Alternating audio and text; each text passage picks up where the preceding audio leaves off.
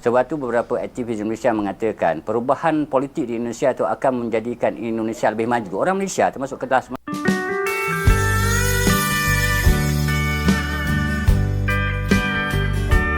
Assalamualaikum warahmatullahi wabarakatuh. Halo guys, jumpa lagi di channel ini.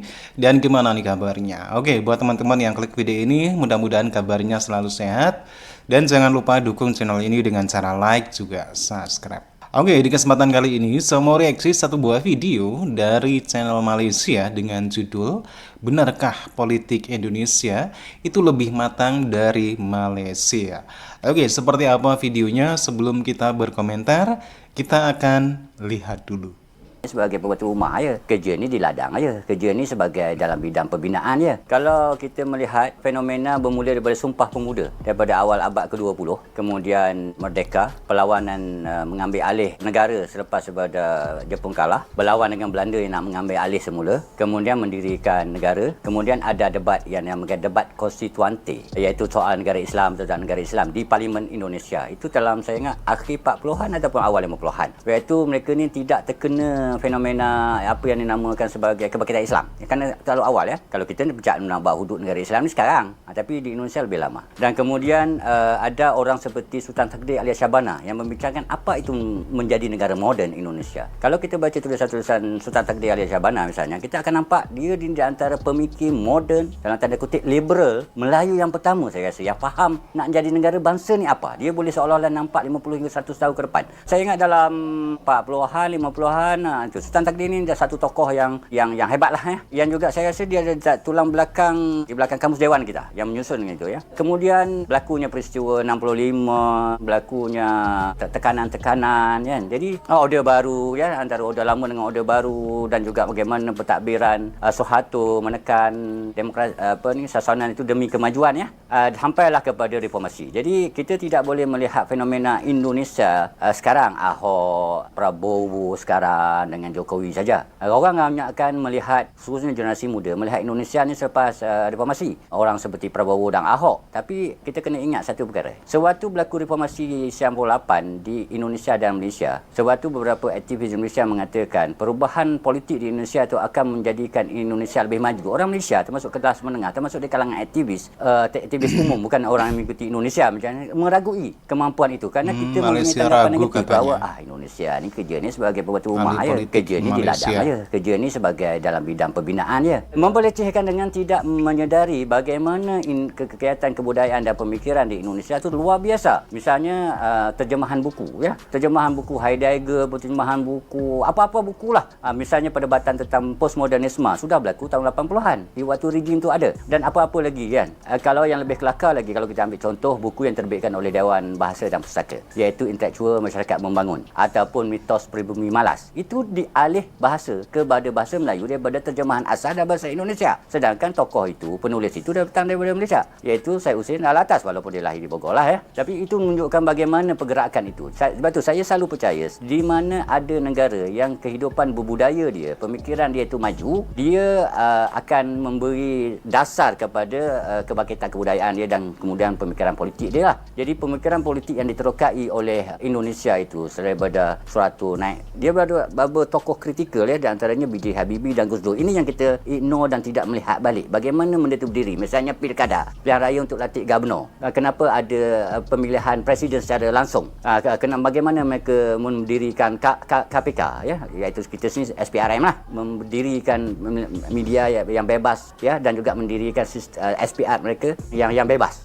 Supaya ini saya rasa satu sumbangan yang besar dalam perdemokrasian Indonesia yang kita abaikan. Jadi kita tak boleh melihat politik itu dalam konteks tokoh-tokoh umum dan parti-parti saja. Kita kena lihat struktur yang dibina dalam tempoh puluhan tahun yang lepas. Dia nak respon pada persoalan apa yang berlaku sebelum itu. Dia bukan masalah matang maksudnya. Maksud saya ialah entah kenapa ada kesedaran berfikir. Kalau kita tengok Sumpah Pemuda, polemik kebudayaan, Pancasila itu adalah satu rumusan-rumusan yang saya rasa luar biasa. Macam saya beri Sultan Takdir balik Sabana lah. Tapi saya tak boleh sebut matang dan kata seolahnya mentah. Selebih tepat saya kata ni antara sedar dengan tak sedar, tahu dan tidak tahu.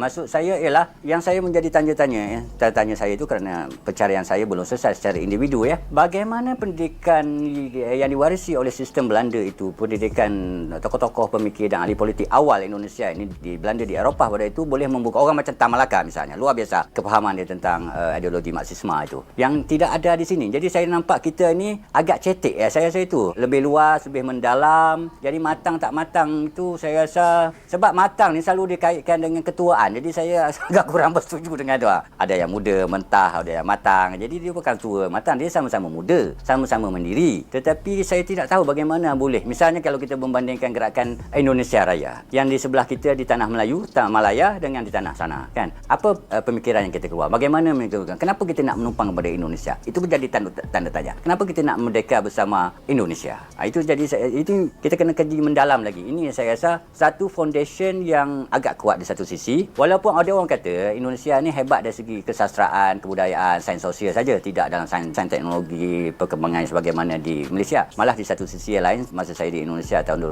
2004-2005, ramai juga beberapa pandu teksi saya jumpa, orang biasa saya jumpa yang kagum dengan Malaysia kerana adanya pelaksanaan hudud undang-undang Islam yang dibuat di Kelantan misalnya kan. Impress dengan peranan syariah itu kan, suka kan. Sini orang tangkap khalwat, puasa tak puasa, tak sana puasa tak puasa, selamba rok je. Malah restoran dibuka. Dia bukan restoran, warung-warung di tepi jalan di Indonesia ni dibuka waktu bulan Ramadan. Dia hanya ditutup dengan kain sebagai menghormati orang yang berpuasa. Zaman saya tinggal di sana tu, misalnya minuman keras ya, ditutup dengan kain je. Tapi dijual, siapa nak beli boleh. Itu maksudnya. Jadi fenomena tu sedikit beza. Sebab tu mereka impress, sebab mereka melihat walaupun mereka ni ada NU, ada Muhammadiyah, NGO Islam yang terbesar di dunia misalnya, tetapi mereka tidak ada pelaksanaan syariah dia. Jadi ada orang yang teringinkan gaya pentadbiran gaya Malaysia ya. Oke teman-teman, ya demikian satu buah video dari channel Malaysia yang membahas tentang politik di Indonesia. Dengan melihat video ini, kita bisa menyimpulkan bahwasanya perpolitikan Indonesia itu lebih matang, dan hal ini terbukti ya bahwasanya bagaimana Indonesia diuji dengan kejadian-kejadian ataupun tragedi-tragedi dari dulu sampai sekarang. Ternyata Indonesia sekarang pun tidaklah pecah. Nah, inilah salah satu yang membuktikan bahwasanya kedewasaan dari perpolitikan Indonesia, di mana politik Indonesia itu lebih terbuka dan demokrasi dibanding dengan Malaysia. Oke teman-teman, ya demikian videonya. Bagaimana nih menurut teman-teman? Silahkan teman-teman bisa berkomentar, dan jangan lupa like, subscribe channel ini. Terima kasih dan wassalamualaikum warahmatullahi wabarakatuh.